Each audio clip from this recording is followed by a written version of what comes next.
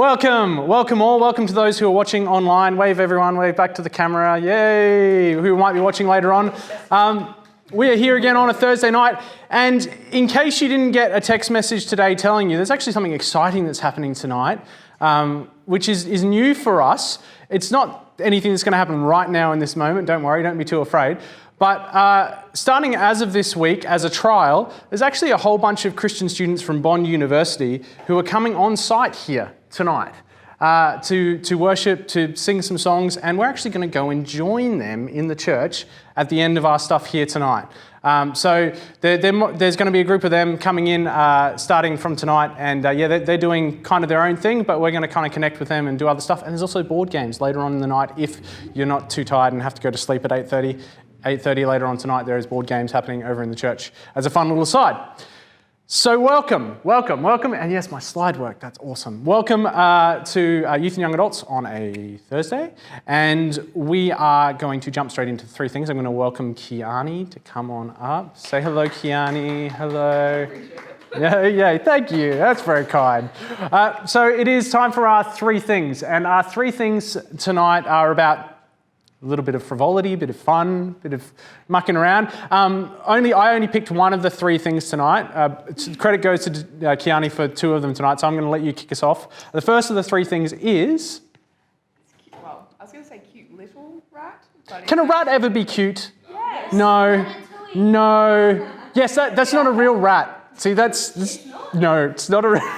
Cute, okay? He's doing good service. So what did this rat do? So, he is a giant African rat, so not a cute Giant little African rat. Cute big rat? Cute big rat. But yeah, he's got a special knack for detecting landmines. Skills. Yeah. So they send this, I keep saying little rat. Little this rat. big rat out to find these landmines. He just sniffs them out like a dog, which is amazing. I think his name's Magway. Is it Magway? Megwee. Something like that. Yep. Yeah, but skills. Yeah, and cool. So he's been given a little tiny gold medal of honor for his efforts, which is so cute. Rewarding the rat. Yeah. Do we have any special skills in the room? No? Special skills? Can you sniff out landmines? No? There might be other skills. Somebody's trying to touch their nose. I'm not going to say with their tongue. I'm not going to say who that is. Interesting. Yeah. Cool. Well, maybe you can tell us about your special skills later. You can demonstrate them, not on camera. The second of our three things is, and I'm going to let you do this one too, because Yeah. So in Finland, they are bringing out these new dogs that sniff out COVID-19, which is amazing. So they have, I think there's 4 of them that they are trialling in airports to detect. It's Helsinki, is it? I think so. Yeah. So apparently it only takes them 10 seconds to figure out if it's What a nose. COVID or not. Yeah. Very impressive. Yeah, so they just get the dogs to sniff them out like you would with luggage or whatever. Yeah. And just send them over to get tested. Yeah. Which is pretty amazing. Yeah, nice. Yeah. More dogs in airports. That's what I'm More dogs. talking about.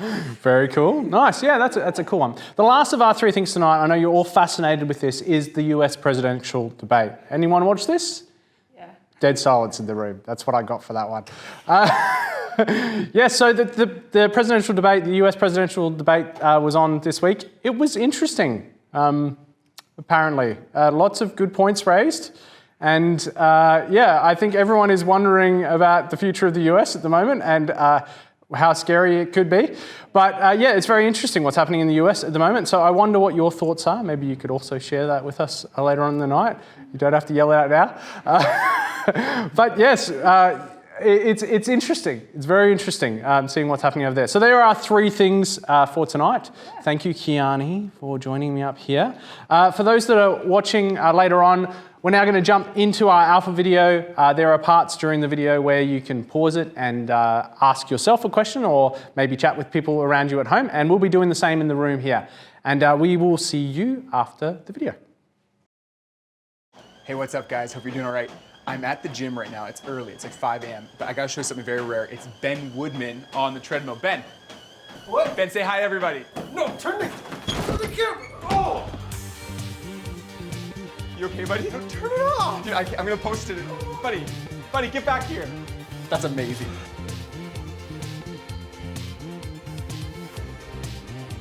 Should I get personal with this? I was at an x-ray clinic and then I accidentally opened the dressing room curtain when someone was in there changing, and you know, like you're butt naked. You have to wear the robe. And I was just like, oh my goodness, I'm so sorry. And then I just like closed it and like ran out. Okay, so I was at camp when I was like 13, and I'm not a great swimmer, and halfway back I realized, what am I doing? I can't swim. And I went from like this to like this, and then I started sinking, and the hot lifeguard had to like take his shirt off and like dive in and save me, and all the kids were there and they all left. When I broke my nose playing rugby, I hit my own teammate, so.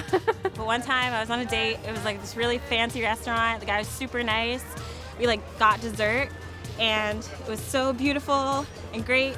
And then he was talking to me and he said something really funny, and I like spewed food onto him. I think the most embarrassing thing I can think about is me asking her out and she said no. So it was the most awkward ride home.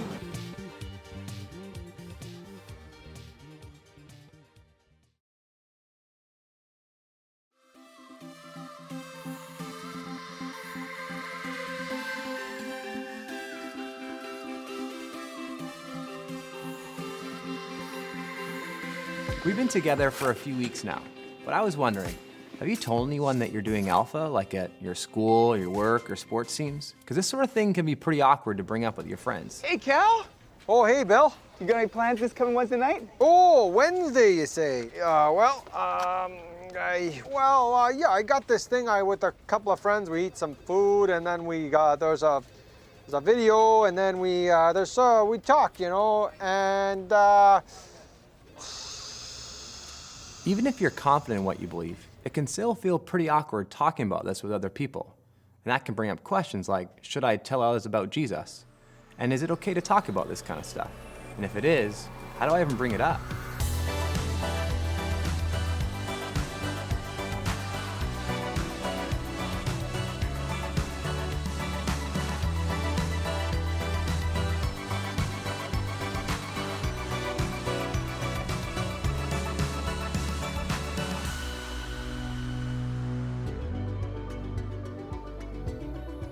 Some people think that things like faith should be private, that it's fine to believe it for yourself, but you shouldn't push it on others or even talk about it. Yeah, but that's interesting because everyone who's become a Christian must have heard about Jesus from someone. So why tell other people about Jesus? First, it's because Jesus tells us to. Jesus was always saying to people, go and tell, go and invite. I have come that you might have life. Go and make disciples. Another reason is that the message of Jesus meets a very real need in people's hearts. Imagine you're stranded on a desert island with your friend, and you wander off and you stumble upon water and fruit. The first thing you do is run back to your friend and tell them that you found food and water. There's a spiritual hunger and thirst in every human heart. And in a way, it's like people are walking around in a desert looking to satisfy that hunger. So the most loving thing we can do is to tell people the amazing news about Jesus. He's the one that ultimately fulfills our spiritual hunger. A relationship with Jesus brings peace and joy. It brings meaning and purpose to our lives. God fills our hearts with love, He forgives us and offers us eternal life. And that's the good news we get to share with people. And telling people good news is the best. People always share awesome things, like that video that I shared of Ben that already has 20,000 views. What video? Yeah, we do this all the time with all sorts of things. What video? Bro, mobile phone. It's the future. It's not gonna get any smaller than this. Look, you can hardly even see it in my pocket. You gotta buy one, dude. I'm telling you, it's the future. Why walk when you could hug? I'm telling you, Cal, you've got to try the Netflix. Nothing has made a more positive impact in my life than Netflix. How? Where do I sign up? On the internet. When I first started following Jesus, I was so passionate to tell other people about it. I remember this one time when I was trying to tell my friend Chanel, and I was being really pushy and insensitive, and it didn't go very well. After a few times of being rejected like that, my boldness disappeared, and it turned into fear. Yeah, I struggle with fear sometimes. Like, I remember this one time I was at school. I was sitting with some friends, and someone asked me, could you please tell me why you're a Christian? And this was like my chance. That was the perfect setup. But I was so afraid I'd say something wrong that I froze. And I think that's what can happen for a lot of people. We swing from insensitivity to fear. But it doesn't have to be that way. So how do we share our faith? We want to look at a few different ways that we tell others about Jesus. First, we tell others through our actions. The love that we show in practical ways can point people to the love of Jesus. Jesus says, you are the salt of the earth. You are the light of the world. Let your light shine before others so that they may see your good works and give glory to your Father who is in heaven. I was a crack addict in jail, in a lot of trouble, in a prison cell. And while I was there, a Salvation Army lady came to my jail cell just to kind of visit me. And I remember when I saw her coming, I was like, oh, great, here comes the church and here comes a lecture and I should know better and what am I doing with my life and all those sort of things. And she didn't say any of that thing. She just came in, wrapped her arms around me. She said, I love you. I mean, it was awkward because I was not wrapping my arms around her. Like, I was like hard-hearted. I was just like ticked off and drugged. I was high. And when she left, I remember the door closing, the clang of the prison door. And then God showed up in my cell. And he did the same thing. He wrapped his arms around me and he whispered in my ear, I love you. And it was genuinely the first time I realized that God was for me and not against me. And that he wasn't mad or angry or distant or disappointed, and there is something something happened, and I can't even really describe it, except the best way that I can describe it is that somebody turned on a light. What I didn't know, which would change my life forever, was that God could use me to save someone else. When I connected those two things, just everything changed, because then I realized that this faith that I'm living is not just about me. I've been part of the Salvation Army for 22 years, and the founder of the Salvation Army is William and Catherine Booth, and part of his gospel message to the whole church, I think, was that Christianity is practical.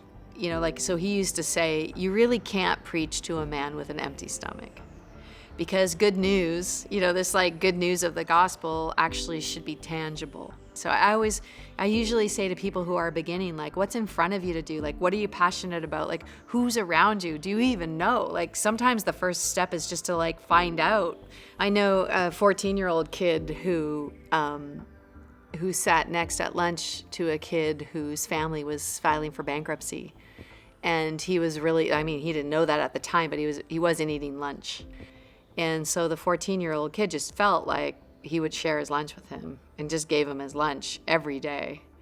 And, he'd come home from school just starving, and his mom's like, you're just nonstop eating. But what he was really doing was giving his lunch away every day to this kid, not asking any questions, not just shoving it across the thing and then having a conversation about the day. And eventually this kid confided in the 14-year-old and said, actually, this has been the hardest season of my life. And I've been thinking about taking my life. This has just been, and every day you show me that someone's looking out for me and someone cares about me. And so all that transpired with an awkward 14 boy at high school. Awkward. It's not a super cool kid, but just shoving his tray towards somebody who is alone. And he was able to pray with him and tell him more about how God loved him and would never leave him. Because if you can understand who you are, then that's the gospel, isn't it? This is the Jesus showing up in dark places saying, no, God hasn't forgotten you. It's not too late. You matter to the world because I designed you, I made you, I love you, I can free you. What do you need? That's the essence of the gospel, and it's beautiful.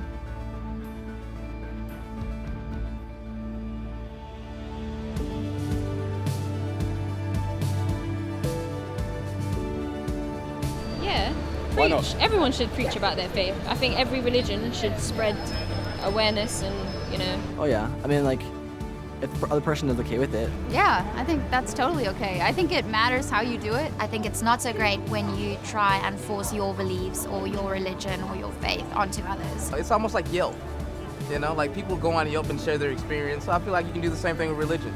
And I check Yelp, You should be able to talk about whatever you want to talk about with your peers and your friends. Yeah. If you're good friends, then why not? Or to anyone. Everybody has their own story, and I think everybody should share it. If, for example, I was a gymnast and I told you that I'm a gymnast, same way you could tell me you're a Christian. If I'm interested, I'm going to ask you myself. I feel like the best witness that people have made to me is how they're living their life and the relationship that they have with God and their family. And I think that life speaks for itself.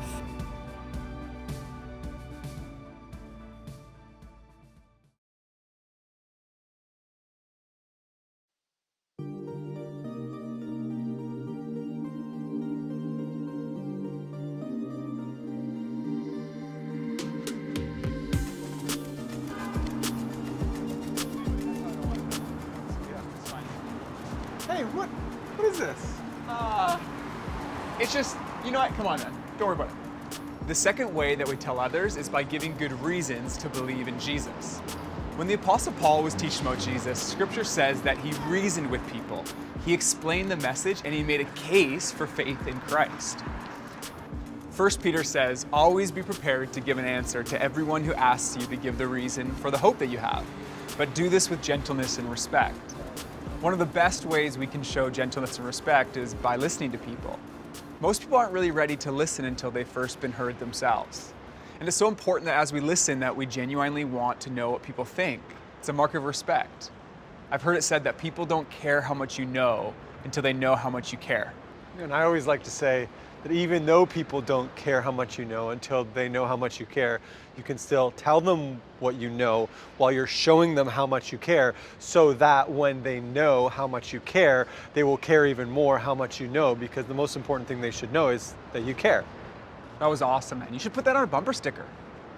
Ben thought this was a fantastic idea, but he soon realized the bumper sticker market was a bit more stop and go than he expected. And it didn't help that the competition was great at proclaiming their message. The third way we tell others is by proclaiming the good news. Matthew's gospel says Jesus went through all the towns and villages, teaching and proclaiming the good news of the kingdom. The word gospel literally means good news. It's an announcement about who Jesus is and what he's done. It's the announcement that God loves you. You can be forgiven and have a relationship with him. It's the best news that anyone could ever hear. Oftentimes, the way that people first hear the gospel is by personal invitation. Yeah, that's what Jesus did. He told people, if you're interested, come and see. And then when they followed him, those same people told their friends, you've got to come and see. And that might be why you're doing Alpha. Maybe one of your friends invited you to come and see, to come and explore this stuff for yourself. And this is what we see in the beginning of John's gospel. Andrew, one of the disciples, was invited by Jesus to come and see. Then the first thing that he did was go and find his brother Peter and invite him to meet Jesus too. And here's what's cool. Peter became one of the most influential people in the history of the world. He was the leader of the early church, and you just have to come to Rome, to St. Peter's Square, to see signs of his impact. Now, not all of us can do what Peter did, but we can all do what Andrew did. Invite people to come and see, to meet Jesus for themselves. My family was always super protective. So when I moved to Vancouver, I was introduced to, and studying university, I was introduced to alcohol and cigarettes and parties and clubbing. I love people and I love having friends, and they noticed this. And so what they did was they asked me if they just pretty much hired me to bring people into the clubs. And then I'll bring, I don't know, anywhere between 20 to 100 people on the weekends. But I was super passionate about it because that was life for me. I love the club. I love feeling like I was part of a community. My dad actually started going through really, really bad depression. He went through several times where he wanted to actually commit suicide. Somebody that knew him said, hey Jorge, I know that you're going through all of this, and I don't know if this will be of help at all, but there's this thing called the Alpha Course, and why don't you just give it a try? And my dad had never been to church before, but somehow he actually took that invitation and said yes. He gave his life to Christ. I remember this moment like it was yesterday. He sat at our table and he said, listen, you guys, I just want to talk to you. I have received forgiveness from God, and I would actually love to ask for forgiveness from you. And he asked my mom for forgiveness, and he moved back to our home that day. And he was completely transformed. He was a different person, full of light. My dad actually said, Dory, I really want you to try going to church. And actually, it was one Monday night. I was invited to the Alpha Course, and I was in the back because I was very skeptical. And for the first time, I was like, oh, I wonder what it would be like if I lifted my hands to God and said, I love you for the first time. And so I was like, well, nobody's looking, so I can do it. And I lifted my hands to God and I said, God, I love you. I need you. And right away, I just felt the love of God go from my head to my toes, all over. And I just felt that I was loved for the first time in my life. The week after I encountered God, I was like, why didn't anybody tell me about this?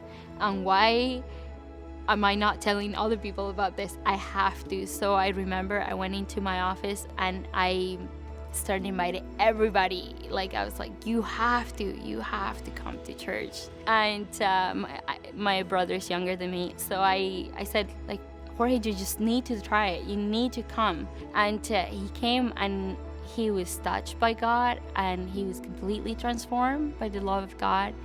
And then later that same year, my mom came and she was also completely transformed by God. And then after that, my parents went to Miami to see my grandparents, and there they took my grandparents to a church and they gave them their life to Christ, and all because of one invitation. So that's where I find my courage, just in thinking, because somebody invited my dad to a relationship with God, I am now completely transformed. So why wouldn't I invite somebody else? John 9 tells the story of a blind man who encountered Jesus and was totally healed. People were amazed and asked him all kinds of questions. Who healed you? Where is he now? How did he do it? How do I find him?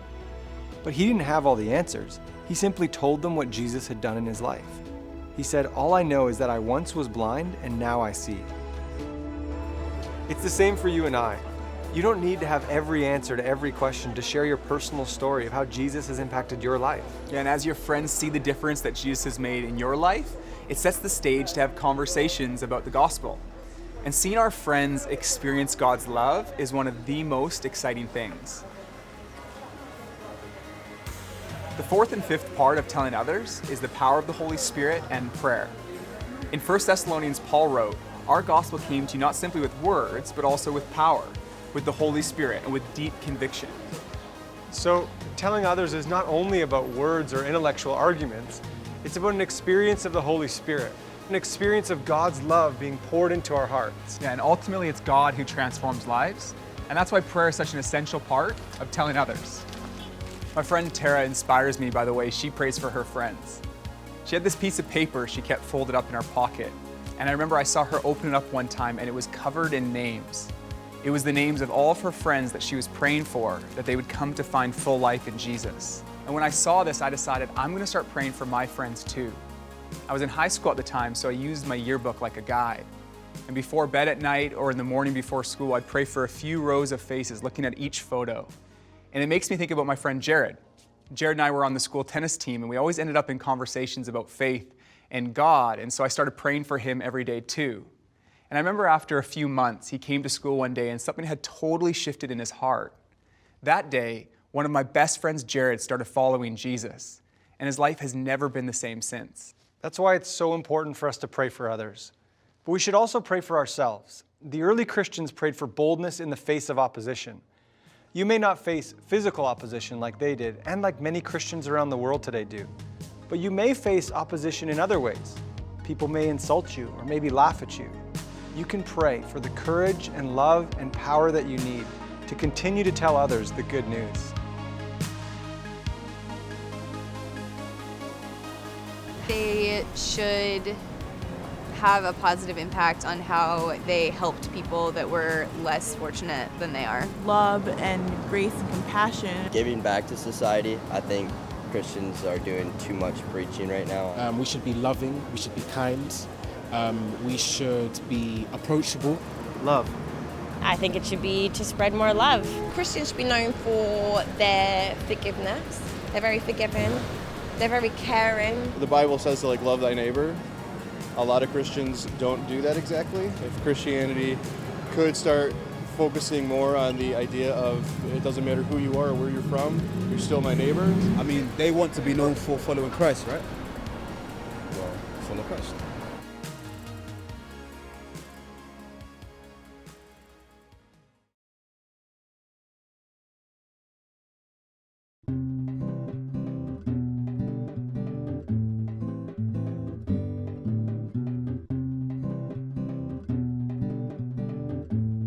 It's safe to say that when Ben's dad, Bob, was a teenager in the 1960s, he was not a follower of Jesus, and attending church was the furthest thing from his mind.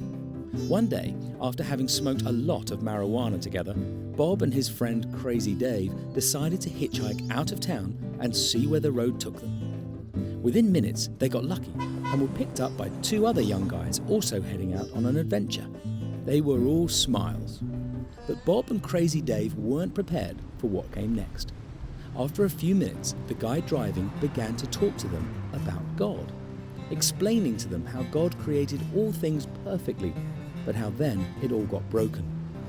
Then his buddy joined in, telling Bob and Dave how God sent his only son, Jesus, on the greatest rescue mission ever to save people from the brokenness.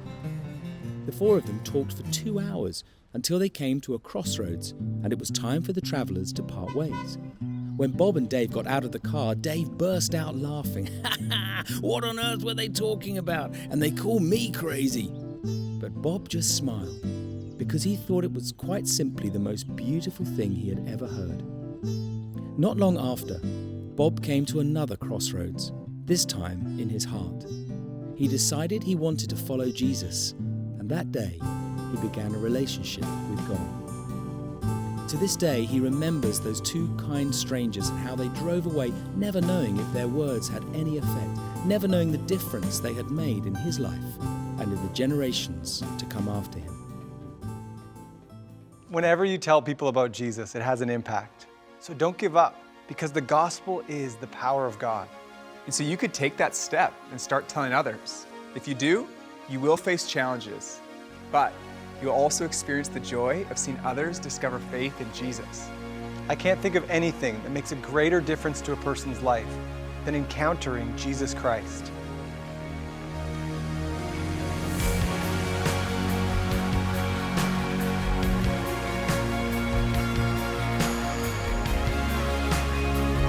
Okay, you rolling? Okay, we're gonna scare Jason with this spider. Come on, I'm gonna get him back. Watch it!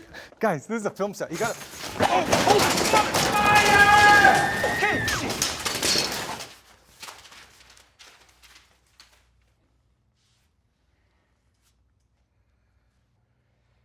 Did you guys get that?